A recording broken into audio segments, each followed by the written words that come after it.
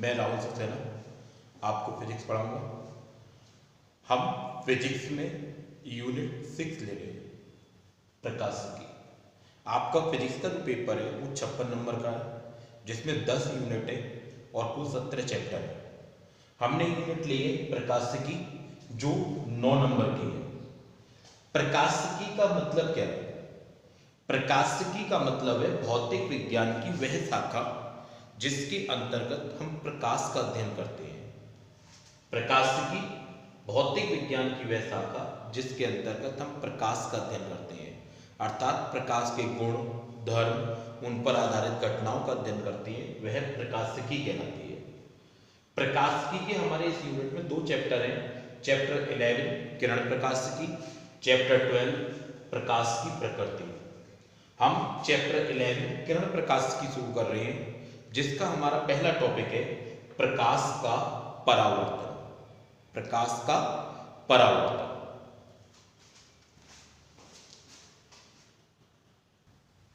बेटा आपका पहला टॉपिक है प्रकाश का परावर्तन। प्रकाश के परावर्तन में एक्स वाई ये एक परावर्तक तल। परावर्तक तल का तात्पर्य जिस पर प्रकाश टकराकर लौटेगा।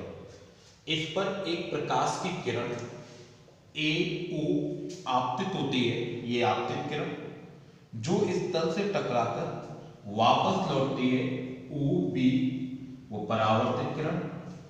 ये किरण जिस बिंदु पर टकराती है, ये ओ बिंदु, जिसे आपतन बिंदु कहते हैं।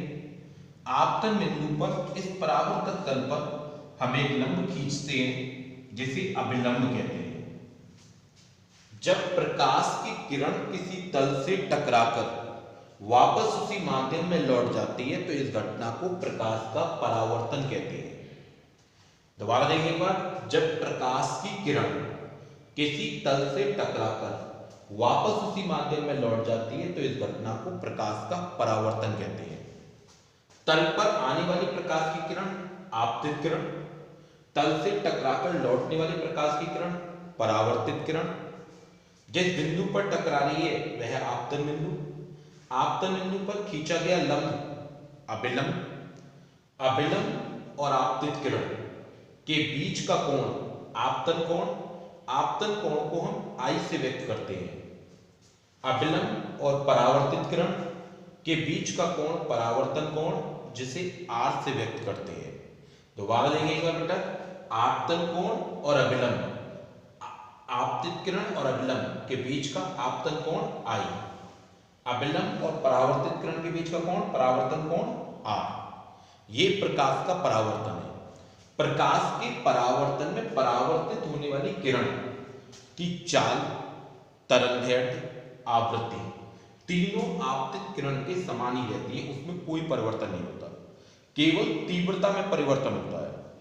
आवृत्ति, तरंगदैर्घ्य, चाल आपतित किरण के समान रहती है, इसमें कोई परिवर्तन नहीं होता, केवल तीव्रता में परिवर्तन होता है। यह आपका पहला टॉपिक है प्रकाश का परावर्तन। इसके बाद हमारे हैं परावर्तन के नियम। परावर्तन के 2 नियम है बेटा। पहला नियम, आपतित किरण, परावर्तित किरण और अभिलंब ये तीनों एक ही तल में होते हैं। आपतित किरण, परावर्तित किरण और अभिलंब ये तीनों एक ही तल में होते हैं। एक तल का तात्पर्य है कि आप देखें, जैसे मैंने व्हाइट बोर्ड पर जब बनाया है, तो ये सभी लाइनें व्हाइट बोर्ड पर हैं। यदि मैं एक्स वाई जेड अक्ष बनाऊं, ये मैंने एक्स वाई जेड अक्ष बनाया, तो इसमें जेड जो है वो बोर्ड पर नहीं है, अर्थात ये एक तल में नहीं है। जबकि मैंने ये जो चित्र बनाया उसमें आपतित किरण ए, परावर्तित किरण ओ बी और अभिलंब ये तीनों बोर्ड पर है, अर्थात तीनों एक ही तल में है।